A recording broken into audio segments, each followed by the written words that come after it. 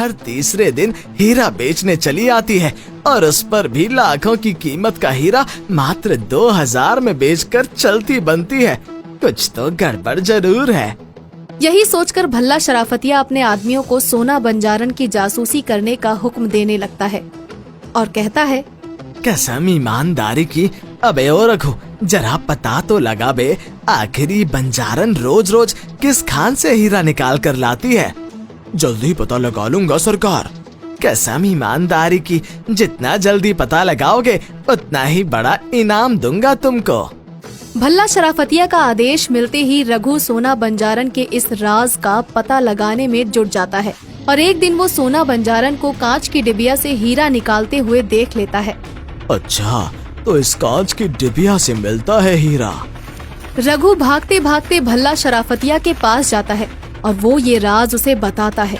इस राज का पता चलते ही भल्ला शराफतिया के मन में लालच के घोड़े दौड़ने लगते हैं और वो रघु से कहता है, कसम ईमानदारी की, जब तक वो हीरा देने वाली डिबिया मुझे लाकर नहीं देते तब तक मुझे अपनी शक्ल मत दिखाना।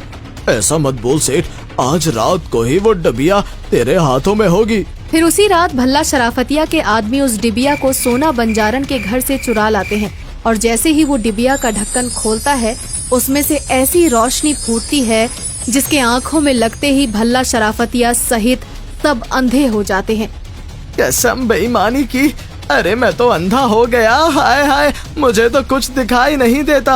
हम सबको भी कुछ दिखाई नहीं दे रहा सेठ। लगता है ये डिबिया चुराकर हमने कोई बहुत बड़ी भूल कर दी है। कसम बेईमानी की, अब तो सोना बंजारन ही कुछ कर सकती है भाई। वे सब रोते पीटते और गिरते पड़ते सोना बंजारन के पास जाते हैं और उसे सच बताते हुए कहते हैं, हमने तुम्हारी कांच की डिबिया चुराकर बहुत बड़ी भूल कर दी। हमें बचाओ बंजारन, हमारी आंखों की रोशनी वापस करो।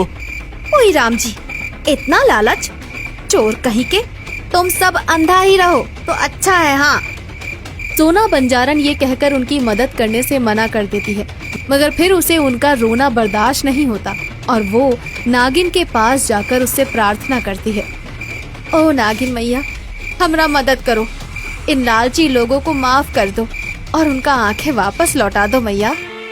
सोना बंजारन के कहने पर नागिन प्रकट होती है और उन सबकी आंखों की रोशनी वापस लौटा देती है। उधर भल्ला शराफतिया को अक्ल आ जाती है और वो सोना बंजारन के हीरो की पूरी कीमत चुका देता है। इस तरह सोना और अभय के पास बहुत सारा पैसा आ जाता है और वो अपने बड़े भाई अजय से भी बहुत अमीर हो जाते हैं।